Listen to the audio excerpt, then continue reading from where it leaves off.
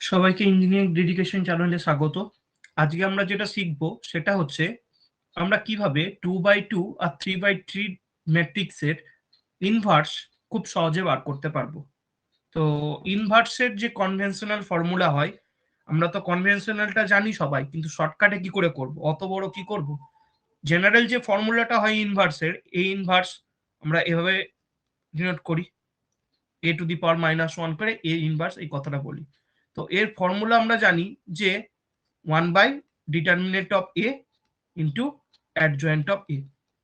এটা হয় আমার কি ইনভার্সের ফর্মুলা। ঠিক আছে, এটা হয় আমার ইনভার্সের ফর্মুলা।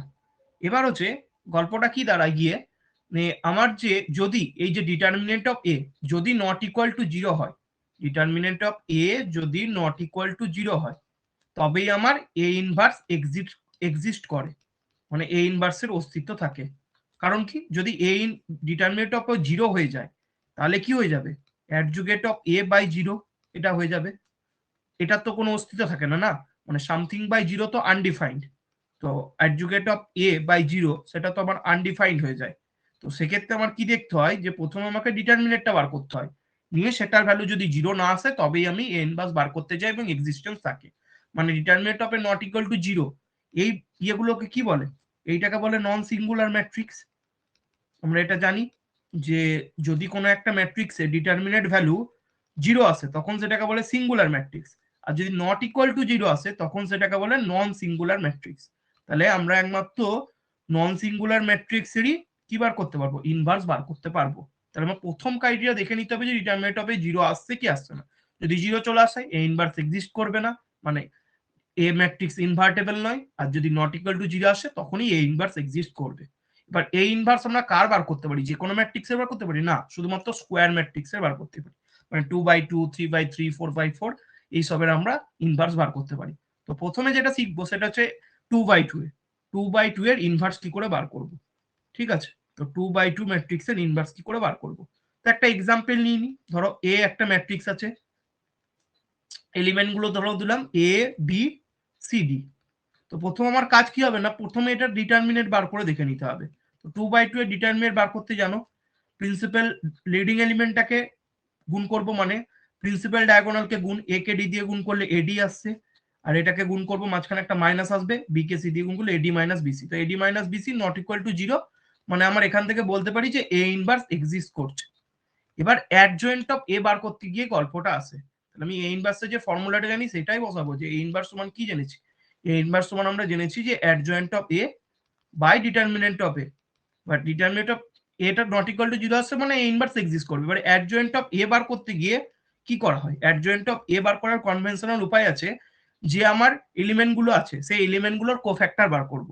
ঠিক আছে, তো প্রথমে a11 মানে এ এলিমেন্টের কোফ্যাক্টর, বি এলিমেন্টের কোফ্যাক্টর, সি এলিমেন্টের কোফ্যাক্টর, ডি এলিমেন্টের কোফ্যাক্টর, কোফ্যাক্টর বার করার পর সেটা ট্রান্সপোজ করে দিতে হয়। এত বড় জিনিসটা কি আমরা করব। তো সেটা 2x2 এর ক্ষেত্রে খুব সোজা কোফ্যাক্টর বার করাটা, বিকজ একটা করে এলিমেন্ট পড়ে থাকে। বাট যদি এটা 3x3 হতো কঠিন দাঁড়ায়। তো সেক্ষেত্রে শর্টকাটে প্রথমে আমি দেখাচ্ছি, শর্টকাটে কি করবে, অ্যাডজয়েন্ট অফ এ বার করার গল্পটা হচ্ছে তোমার যে ডায়াগোনাল প্রিন্সিপাল ডায়াগোনাল এলিমেন্ট আছে সেগুলোকে ইন্টারচেঞ্জ করবে, মানে এ ডি কে ইন্টারচেঞ্জ, এর জায়গায় ডি যাবে, ডি এর জায়গায় এ যাবে, করবে। আর অফ ডায়াগোনাল এলিমেন্ট গুলো যেমন আছে তেমনই থাকবে, বি আর সি যেমন আছে তেমনই থাকবে, শুধু তার আগে একটা করে এক্সট্রা নেগেটিভ চিহ্ন সাইন আসবে। তাহলে সেটাই হয়ে যাবে অ্যাডজয়েন্ট অফ এ। তাহলে অ্যাডজয়েন্ট অফ বার করার ট্রিকটা কি, প্রিন্সিপাল ডায়াগোনাল এলিমেন্ট গুলো আমার ইন্টারচেঞ্জ করবে, আর বি আর সি এর আগে অফ ডায়াগোনাল টার্মের আগে একটা করে এক্সট্রা মাইনাস চলে আসবে। তাহলে এখান থেকে আমি অ্যাডজয়েন্ট অফ এ পেয়ে গেলাম। তাহলে আমি এ ইনভার্স বার করতে পারি, অতএব এ ইনভার্স সমান কি 1/ডিটারমিনেন্ট অফ এ।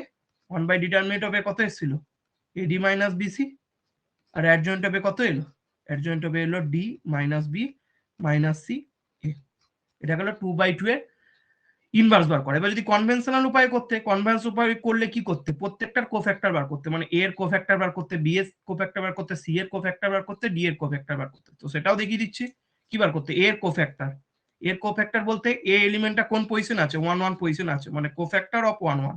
কি করে করে কোফ্যাক্টর, মানে যার কোফ্যাক্টর বার করতে হয় সেই এলিমেন্টটা যে রোতে আছে, সে যে কলামে আছে সেটা বন্ধ করে দিতে হয়। তো এটা কোন রোতে আছে, এর কোফ্যাক্টর বার করছো, এটা যে রোতে আছে আর যে কলামে আছে সেটাকে বন্ধ করে দিতে হয়। পড়ে থাকলে কি পড়ে থাকে, শুধুমাত্র ডি পড়ে থাকছে, তাহলে এইটার ইয়ে হয়ে যাবে ডি, শুধুমাত্র ডি। এবার চিহ্নটা কি হয়, কোফ্যাক্টরের জন্য চিহ্ন, তো A11 পজিশনটা এ এর পজিশনটা কি A11 1 আর 1 যোগ করলে কত 2, তার মানে ইভেন নাম্বার, তাহলে প্লাস ডি, তাহলে এটা হলো C11। সিমিলারলি C12 বলতে A12 পজিশনে যে আছে তার কোফ্যাক্টর বার করছে। 12 পজিশনে কে আছে দেখতে পাচ্ছ, 12 পজিশনে আমার বি আছে, তাহলে বি যে রোতে আছে আর বি যে কলামে আছে সেই রো আর সেই কলামকে আমাকে কি করতে হবে, সেই রো আর সেই কলামকে বন্ধ করতে হবে। তাহলে দেখতে পাচ্ছ বি বি আমার কোন রোতে আছে, বি আমার ফার্স্ট রোতে আছে, আর কোন কলাম আছে, সেকেন্ড কলাম আছে, বন্ধ করে দিলে। তাহলে বি ফার্স্ট রো আর সেকেন্ড কলামকে বন্ধ করলে পড়ে থাকলো কে, পড়ে থাকলো হচ্ছে সি, তাহলে সি হয়ে গেল কোফ্যাক্টর ভ্যালু। এবার ইয়েটা কি হবে, চিহ্নটা হবে নেগেটিভ। কেন নেগেটিভ, কারণ 1 2 পজিশন আছে, 1 আর 2 কে যোগ করলে অড নাম্বার আছে তাই নেগেটিভ, তাহলে C12 হয়ে গেল মাইনাস সি। সিমিলারলি C13 বার করবে, C13 বলতে সরি C13 তো এখানে এক্সিস্ট করে না, C21 সেকেন্ড রো ফার্স্ট কলামের এলিমেন্ট, তাহলে C12 বলতে কোনটা, C12 বলতে এখানে সিটা কোন রোতে আছে আর কোন কলামে আছে, সিটা সেকেন্ড রোতে আছে আর ফার্স্ট কলামে আছে, বন্ধ করে দিলে পড়ে থাকলো বি, পড়ে থাকলো কি বি বসালে চিহ্নটা কি হবে, 2 আর 1 যোগ করলে অড নাম্বার আছে তাই চিহ্ন negative minus B. Similarly C22 বার করলে C22 বলতে কোনটা, C22 বলতে ডি এলিমেন্টটা, সেকেন্ড রো সেকেন্ড কলাম, তাই তো C22 বলতে সেকেন্ড রো সেকেন্ড কলাম, তো সেকেন্ড রো সেকেন্ড কলামটাকে বন্ধ করলে যেটা পড়ে থাকলো সেটাই হচ্ছে আমার কি, সেটা থাকলো আমার কোফ্যাক্টর, পড়ে থাকলো এ। এবার 2 আর 2 যোগ করলে কি হয়, ইভেন নাম্বার, তাহলে প্লাস হয়ে যাবে চিহ্ন, তাহলে এই হয়ে গেল আমার কোফ্যাক্টর গুলো, এই হয়ে গেল আমার কোফ্যাক্টর গুলো। তার মানে কি C11 C12 C21 C22 C21 C22 এইটা হলো কোফ্যাক্টর গুলো। অ্যাডজয়েন্ট অফ এ বার করবো কনভেনশনাল উপায়ে, তাহলে এইটা ট্রান্সপোজ করে দেবো, মানে ইন্টারচেঞ্জ করবে। তাহলে কি হবে, C11 ট্রান্সপোজ মানে কি, রো গুলোকে কলাম ওয়াইজ লিখবো বা কলাম গুলোকে রো গুলোকে কলাম ওয়াইজ লিখলে C11 C12 কে কলাম ওয়াইজ লিখলাম, C21 C22 কে কলাম ওয়াইজ লিখলাম। এবার যে ভ্যালু গুলো পেয়েছো পুট করে দাও। C11 এর ভ্যালু পেয়েছো কত, C11 এর ভ্যালু পেয়েছো ডি, C21 এর ভ্যালু পেয়েছো কত, C21 এর ভ্যালু পেয়েছো মাইনাস বি, এটা কত পেয়েছো C12 এর ভ্যালু পেয়েছো মাইনাস সি, আর এটার ভ্যালু পেয়েছো কত এ। তাহলে দেখো শর্টকাটে করেছিলাম তখন D minus B minus C এসেছিল, এটাতেও কনভেনশনাল উপায়েও এটাই আসছে। বা ডিটারমিনেটিভ এটা তো দুটো ক্ষেত্রেই সেম, এডি মাইনাস বিসি, তো এটাকে ভাগ করে দিলেও সেই একই আমার কি আসবে, এক্ষেত্রেও এ ইনভার্স সমান আমার কি আসবে, ডিটারমিনেট অফ এ তো আমি বার করে ফেলেছি 1 বাই ডিটারমিনেট অফ এ, কত বেরিয়েছিল আমার এডি মাইনাস বিসি, আর অ্যাডজয়েন্ট অফ এ ক্ষেত্রেও আমার কি এলো D minus B minus C, যেটা খুশি শর্টকাট অথবা কনভেনশনাল উপায়। এটা গেল 2/2। এবার হচ্ছে আমরা 3/3, 3/3টা আমরা ডাইরেক্ট শুধু শর্টকাটটাই দেখছি, ঠিক আছে, কারণ 3/3 ক্ষেত্রেও সেই সেম প্রসেসই অ্যাপ্লাই করবো, আইদার কোফ্যাক্টর বার করে এগো অ্যাডজয়েন্ট বার করতে গিয়ে, অথবা শর্টকাটে করো। তো কোফ্যাক্টর বার করতে তো করালাম একটা, তাহলে এবার আমি শর্টকাটটা দেখাই যে 3/3 ক্ষেত্রে কিভাবে শর্টকাট উপায় অবলম্বন করে আমরা কিভাবে ইনভার্স বার করতে পারি। এই 3/3তেই অসুবিধা হয়, বিকজ 2/2 এর তো কোফ্যাক্টর বার করা খুবই সোজা, জাস্ট একটা করে এলিমেন্ট পড়ে থাকছে, বাট 3/3 ক্ষেত্রে 2/2 ডিটারমিনেট সলভ করতে হবে, ঠিক আছে। তো সেটা দেখা যাক কি করে করব। তাহলে 3/3, এবার 3/3 শিখছি। তো 3/3 ক্ষেত্রে ধরো এ একটা আমি ম্যাট্রিক্স নিলাম, ধরো 1 2 -2 -1 3 0 -1 3 0 আর 0 -2 1, তিনটে রো তিনটে কলাম, তাই 3/3 ম্যাট্রিক্স। তো প্রথমেই যেটা করতে হচ্ছে সেটা হচ্ছে ডিটারমিনেট অফ এ বার করতে হয়। তো ডিটারমিনেট অফ এ তুমি যেভাবে বার করতে পারো, আমি শর্টকাট শিখিয়েছি, কনভেনশনাল অ্যাপ্রোচ শিখিয়েছি, তো কনভেনশনাল অ্যাপ্রোচেই করছি। 1 এর আগে চিহ্নটা কি হয়, প্লাস, বিকজ চিহ্ন তো জানো কনভেনশন সাইন শিখে গেছো অলরেডি, ডিটারমিনেট বার করা।